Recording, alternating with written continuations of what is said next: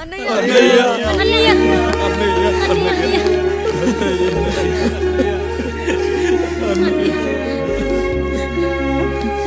రాత్రి చాలా భయం వేసిందన్నయ్య. ఇప్పుడు మమ్మల్ని వదిలి వెళ్ళకన్నయ్య. రాత్రే కదరా మనం అందరం కలిసి పడుకున్నాం. ఎప్పుడో రాత్రి చూసామన్నయ్య. నిన్ను చూడకుండా ఒక్క అరగంట కూడా ఉండలేకపోతున్నా. నిన్ను చూసి చాలా రోజులైనట్టుంది అన్నయ్య. రాత్రంతా ఎక్కడికి వెళ్ళావన్నయ్య? అసలు ఎక్కడికి వెళ్ళారండి? ఇంట్లో దోమలు కుడుతున్నాయని అలా పక్కనే ఉన్న గడ్డివాం దగ్గర పడుకున్నా. మన రత్తాలు వాళ్ళ ఆయన ఊళ్ళో లేడంది. సరే అని తను తోడుగా తీసుకెళ్ళా.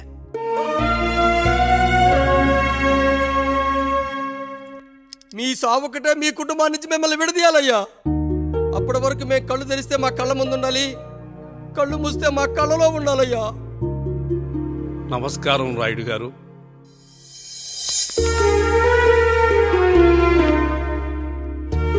నమస్తే. ఏం జడ్జి గారు ఎప్పుడొచ్చారు? ఇప్పుడే. రాయుడు గారు, మీ కుటుంబం గురించి వినడమే గాని ఇప్పుడే చూస్తున్నాను. ఒక్కసారి మీ కుటుంబ సభ్యుల్ని నాకు పరిచయం చేయండి రాయుడు గారు. వాళ్ళు నా తమ్ముళ్ళు. నమస్కారం. మొత్తం ముగ్గురా? కాదు, నలుగురు. వాడు వేరే షూట్లో ఉన్నాడు. వీళ్ళు నా చెల్లెళ్ళు. నమస్కారం తల్లి. వీళ్ళు నా భార్యలు. నమస్కారం అమ్మా.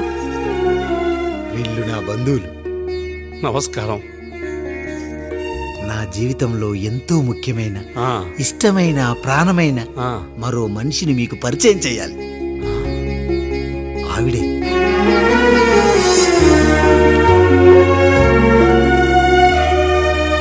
నమస్తే తల్లి.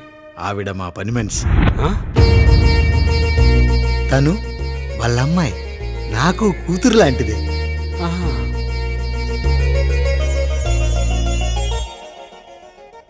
ఆ ఫోటోలోని వ్యక్తి ఎవరమ్మా? మీ ఆయన?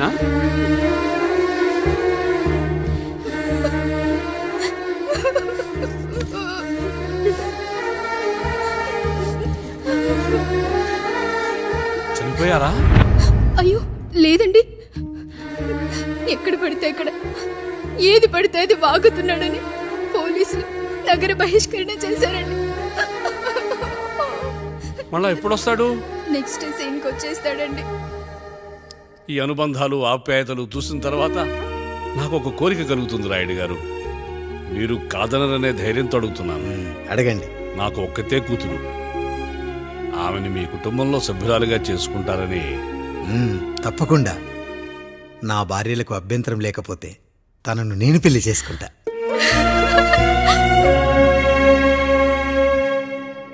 అయ్యో, మీరు పొరపాటుగా అర్థం చేసుకున్నారు. మీ పెద్ద తమ్ముడికి ఇచ్చి చేస్తారని.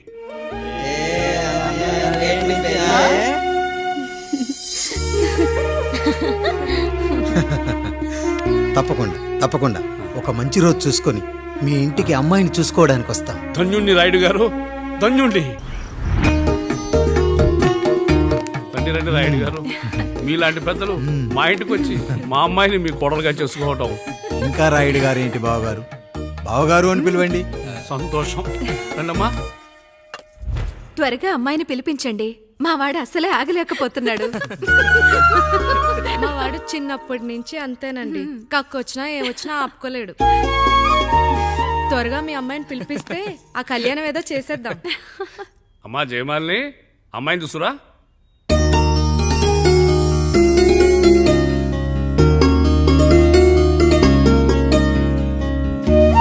కూర్చోమ్మా. నువ్వు కూడా అబ్బాయిని చూడమ్మా.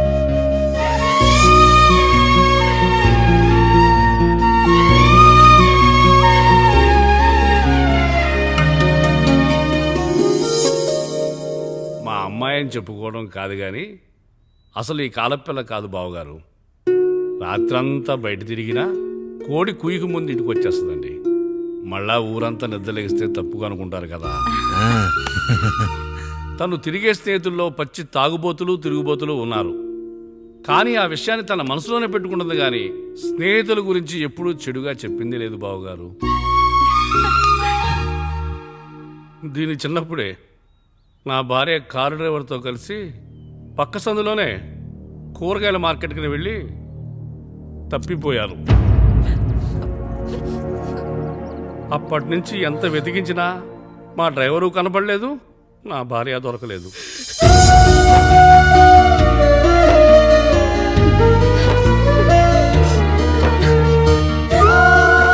అమ్మ నాకు చాలా ప్రేమ పంచింది నాన్న, అది ఊరంతా పంచుతానంటుంది నా బిడ్డ. నేను కాదనలేదు. అలాంటి నా కూతురు ఇవాళ మీ కోడలవటం నిజంగా నా అదృష్టం బావగారు. ఈ రోజు నుంచి మీ అమ్మాయి మా ఇంటి బిడ్డ.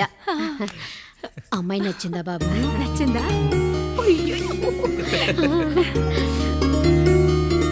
వాడికేం తెలుసు అన్నయ్య గారు, చిన్న పిల్లాడు. ఇప్పటికీ ఆకుని చెవులో పువ్వుని నోట్లో పెట్టుకొని తిరుగుతూ ఉంటాడు.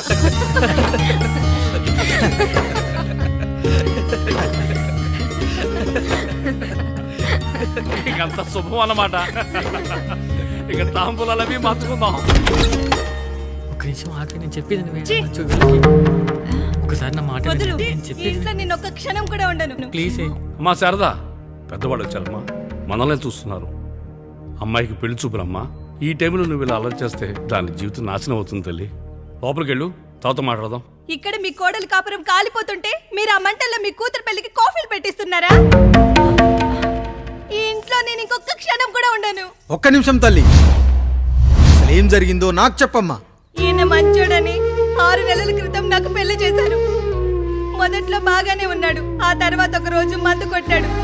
పోనీ తాగింది దిగాక మంచోడుగా ఉంటాడు అనుకుంటే ఈ మధ్య చెడు తిరుగుళ్ళు తిరుగుతున్నాడు. ఊరవతల చిన్నులు కూడా పెట్టేశాడు. మీరే చెప్పండి రాయుడు గారు, ఈ ఇంట్లో నేను ఉండాలా, వెళ్ళిపోవాలా, ఈయన్ని వదిలేయాలా, అక్కర్లేదా? ఎస్, వదిలేయాలమ్మా. వదిలేయాల్సింది నీ భర్తను కాదు, అతనిలోని లోపాలు. ఆశ్చర్యపోతున్నావు కదూ? ఒక మగాడి బాధ సాటి మగాడిగా నేను చెప్తానమ్మా. ఆడదాని ప్రేమ వెలిగించిన అగరొత్తి లాంటిది. ఒకడు వెలిగించగానే కొన్ని గంటల్లో బూడిదైపోతుంది. కానీ మగాడి ప్రేమ దీపం లాంటిది. తను కాలుతూ కూడా నలుగురిని వెలిగించుకుంటాడు. ఆ వెలుగులో ఆనందాన్ని వెతుక్కుంటాడు. చూడమ్మా శారద, నువ్వు కాకిలోని నలుపును చూస్తున్నావు, నేను దాని రెట్టలో తెలుపును చూస్తున్నాను. మొగడు మందు కొట్టొస్తే నిన్ను కొట్టలేదని సంతోషపడాలి గాని బాధపడకూడదమ్మా. ఇక చిన్నిల్లు సంగతి అంటావా? రుచిగా ఉందని లొట్టలేసుకుంటూ సగం తిన్న బిర్యానీలో కుక్క మూతి పెట్టిందని తెలిసాక దాన్ని పారేసుకుని ఆకలిని చంపుకోవడం కంటే నాకింది మనింటి కుక్కే కదా అని దాని మూతిపళ్ళు రాలగొట్టి ఇంట్లో కట్టేయాలి. నీ భర్త కూడా అలాంటి కుక్కలాంటి వాడేనమ్మా.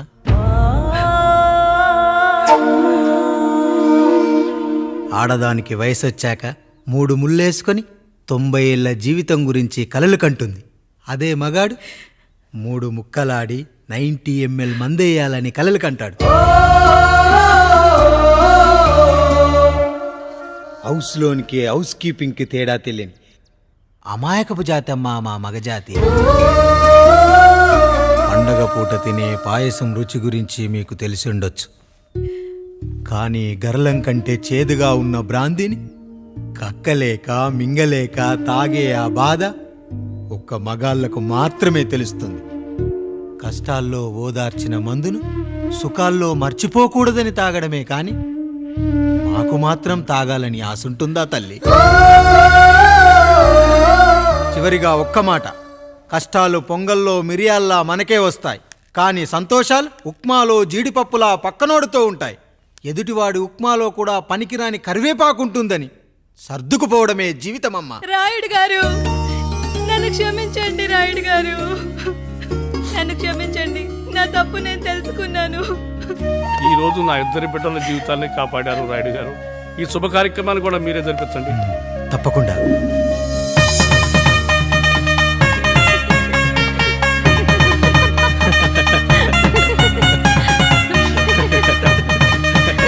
Ha ha ha.